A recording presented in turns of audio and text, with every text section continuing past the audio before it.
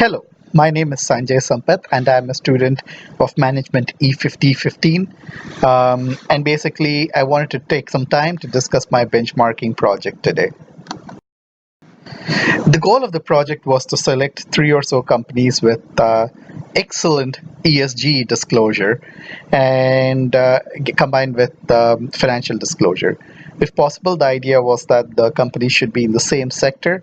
The big picture was to see if there are some common themes we could identify between these three companies and where each of these companies could improve, and if possible, have some kind of ranking as far as these companies went. The approach to the project, the way I started off, was I've had some experience in the energy field. I worked as a senior environmental engineer at Valero in my previous role. And so my attempt was to initially see if there are companies that I could find from my past that I had either worked with as a consultant or had been employed in, and basically do this project around those companies. However, once I got into it, I found that environmental and social indicators, perhaps not surprisingly, were generally unavailable. I then made an attempt, assuming that the technology field would be far more advanced, to compare Google, Facebook, and Amazon. However, to my surprise, good comparative reporting data was still missing. As an example, Amazon did not even have a sustainability report that I could access. Therefore, I had to change my approach again to sectors where data was generally available. And when I started looking into it, I found out that the luxury automobile sector provided all the resources available for the benchmarking project. Now, one thing I wanted to keep in mind when I started off with the project was the companies I chose needed to have something to do with me. So, in this particular case, I drove a Toyota car. I just recently switched to a Lexus. And while shopping around for cars, I was kind of looking between three different cars. One was a Lexus, one was an Acura, one was a BMW, and one was a Mercedes. And so it seemed to make sense to do this comparison, combining what I've learned in this class with some of my shopping activities, and basically tie it in into my life as a sustainability measure. So the option was provided to use either three or four companies. The companies I ended up finally choosing, and this was as much data driven by which companies had good sustainability metrics out as much as anything else. The three companies I ended up with were uh, Toyota Motor Company, BMW, and Daimler. So the next few slides kind of go into some basic beginnings of each of these motor corporations. The Toyota Motor Corporation, for instance, was founded in 1937. It's headquartered in Japan, and it was the largest of the three companies that I analyzed, with over 350,000 employees, and it's the largest listed company in Japan in terms of market cap. And of course, like I mentioned previously, the reason for choosing this company was I now drive the Lexus car, and I used to drive the Toyota Camry Hybrid till about last year, before I updated my lease to the Lexus. The second company that we looked at I looked at, was BMW, and basically it's a company that was formed in 1917, headquartered in Munich, and represented in over 150 countries in the world. Has over 120,000 employees, which is significant. And basically, in terms of the vehicles manufactured, it's not bigger vehicles like both. I mean, if you look at the average vehicle mix, this has probably got the least uh, unit size weight among the three different manufacturers. In other words, it makes smaller vehicles in comparison to both Toyota and Daimler on an average unit basis. It's not to say that Mercedes doesn't make small cars or Toyota doesn't make the Corollas, but when you kind of did an averaging around what the average weight of unit produced was, BMW is probably the smallest among the three, and this is significant because uh, less weight per unit vehicle translates into less wastage as well, though it may not service the automobile market for the larger demand vehicles such as trucks and pickups and so on. One thing to keep in mind is BMW also has a strong motorcycle base. Daimler was formed by multiple mergers and acquisitions. It's the oldest. And the oldest automobile segment as a part of these mergers is Benz and company, and it merged with different other companies. I can't name them from the top of my head, but essentially, the latest acquisition, of course, as many know, is famous Chrysler brand. So, it's headquartered in Stuttgart, Germany, has around 280,000 employees. So, in terms of employee size, it's right behind Toyota and includes the famous Mercedes Benz brand. And the next slide here is basically a discussion around um, the metrics that we had to look out for. And basically, this is the metrics that we've tried to chart in the next few slides to kind of get an idea of the different performances based on different ratios that are being used. This was a requirement of the benchmarking project. And before we get into the next few graphs, wanted to kind of get into what these graphs necessarily signify, or why we chose these graphs and what order they're chosen in. The significance was determined prior to the evaluation exercise. In other words, I didn't look at the numbers and decide which graph needed to be first or second. I paid more focus to the indicators of sustainability the way I thought were important. For instance, in my mind, water usage of the companies is a critical aspect. The second graph I chose was the profits that each of the companies made with regards to Scope 1 emissions, direct greenhouse gas emissions. There's a lot of subjectivity around the ranking of these graphs, but this is what my choice of the ranking was. It's very possible that different people have different viewpoints on this. But it's also based on my perception of what the challenges coming in the next few years are, the urgency of the challenges. I believe that Scope 1 GHG emission challenges, while extremely significant, are probably secondary to the availability of water resources, though in the larger sense they're both connected.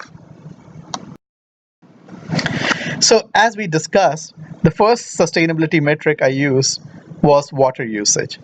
And in this graph, what stands out to me is discussed later on as a part of the conclusion. But let's kind of go through the graphs and see what's going on instead of talking about the conclusion right from the graphs itself. So as far as the first graph goes, it's the water usage efficiency. You can see that Toyota has much water usage than BMW or Daimler. The second graph indicates the profits versus the Scope 1 GHG emissions. And this is basically a measure, in my mind, of the environmental efficiency of the profits generated. The third graph is a sustainability metric for electricity consumption by total revenues. So in other words, the idea was to consume as little electric consumption for generating a dollar's worth of revenue. And basically, if you see, Daimler spends the most amount for electricity, but we'll go into the discussions in a little more detail as are looked at as a whole. And now this graph, while from a KPI perspective, it kind of fell at the bottom of my list, produced the most striking result.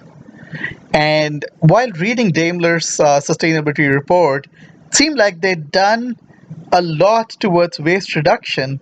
But what this graph shows is that if you just looked at the 2011 to 2014 waste performance, uh, the waste reduction was negative. In other words, Daimler, for the same amount of profits, generated more waste. Again, there'll be more discussion on this pretty soon. And my last metric chosen was the GHG emissions versus sales metric. And this was a measure for, hey, you sold some cars, how much emissions did you generate as a result? And for this, once again, I focused on the direct and the indirect emissions. I did not go into the scope 3 emissions, which of course has a lot of subjectivity around it. But the scope 1 and the scope 2 emissions were very clear, and if they're going to be used as indicators of GHG emissions, Daimler had the most emissions per unit sold. So now let's kind of get into the conclusions part of it.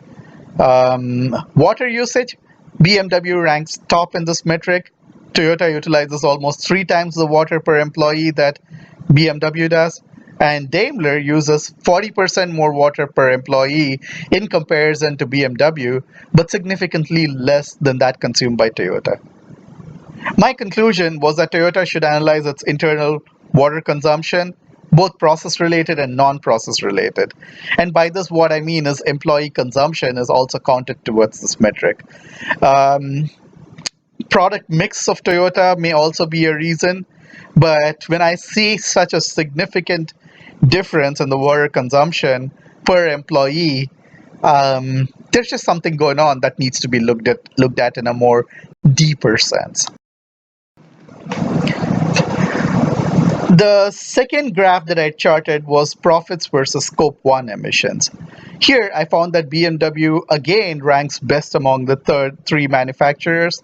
Toyota emits 50% more scope 1 emissions than BMW does, but the interesting part here is that Daimler has the largest number in terms of emissions for the profits, as we saw in the previous graphs.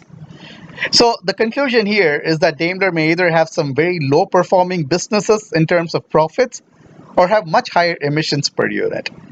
A review of the vehicle sold, this was a parallel exercise that I carried out, was, hey, we know that the profits per scope 1 emissions are high, but what about vehicles sold versus scope 1 emissions? And once again, that indicator indicates a trend where the scope 1 emissions were very high per vehicle sold for Daimler as compared to the other two companies. The third conclusion from the graphs was that Toyota was the most efficient in terms of electricity consumption per dollar revenue. BMW was second, and Daimler was almost 1.5 times that of Toyota. So once again, Daimler lags both Toyota and BMW in this metric as well. The fourth graph, like we discussed a little earlier, goes into the waste reduction aspects. And this was the most significant finding of this benchmarking issue, as I already discussed. As a substitute for total recycling tons, I used waste generation reduction in the manufacturing process. And one of the directives of the benchmarking project was to use the total recycling tons. And I was initially unable to find that data, but then I thought I found something in the sustainability reports that was probably something that told the story better than just the amount of tons that were being recycled. And that was the waste generation, not necessarily just the recycling, but just the generation, overall generation, and how much you reduced it in the manufacturing process. And what I found was that while both Toyota and BMW performed extremely well in this category again, Daimler actually increased its waste per unit produced over the last 4 years. This is shocking, especially at a time when manufacturers are looking at manufacturing process and decreasing waste. The most likely reason for Daimler having an increased waste is that they may be focusing more on recycling efforts rather than take the proactive approach of reducing in the manufacturing process. Uh, for instance, BMW seems to have reduced almost 50% of the waste that it generates just in the last 4 years. And Toyota has done pretty well as well. The final slide in terms of conclusions is the scope 1 emissions versus sales. And once again, BMW performs best in this category.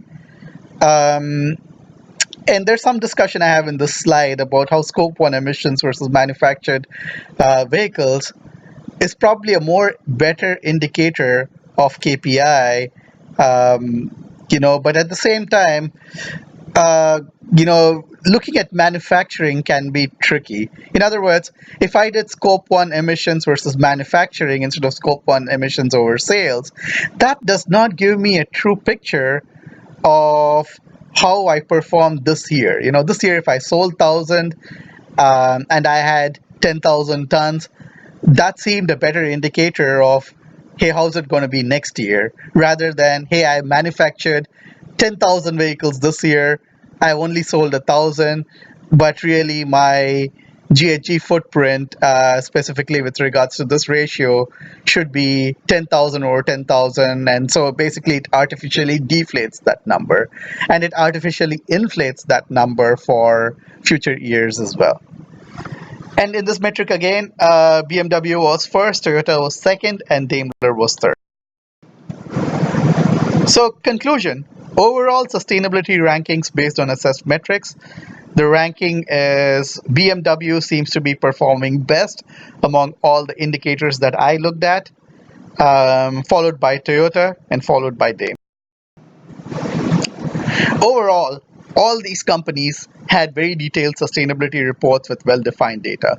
So Daimler may have come third in this particular exercise, but it still had all the data reported, and based on rankings, they've always performed, from my understanding, in the top 10% of generally used sustainability ranking metrics, or they're in the top 10% of all the companies that report this kind of stuff. So that shows that the comparison is being done at a very high level, with each of these companies very involved in looking at sustainability as a key metric. My perception while starting this exercise was that Toyota would be the clear leader. They started with the Prius a long time before everyone else, but just based on the indicators that I've looked at, BMW has come on top. In my mind, Daimler needs to put some serious thought into its waste reduction projects. They may have done a whole lot between, say, 2005 and 2011, and they may have just taken the gas off the pedal a little bit. And now what I think needs to happen is a refocus on its waste reduction projects as necessary, if it's not already underway. Similarly, in my mind, Toyota needs to take a deeper look at its water consumption and whether they're having gaps with regards to process wastewater or with employee usage or process usage water, employee water, and there's a whole lot of aspects in the water side that Toyota probably needs to look at more deeply. And that's really all I had. Thank you very much. I'd love to hear from you guys. In case of questions, please email me at sanjay.sampath@gmail.com. Thank you very much for the opportunity to make this presentation in class. Um, if you have any questions during the class, I will be available on the chat room for you guys and respond via the chat function in Canvas. Thank you again. Bye bye.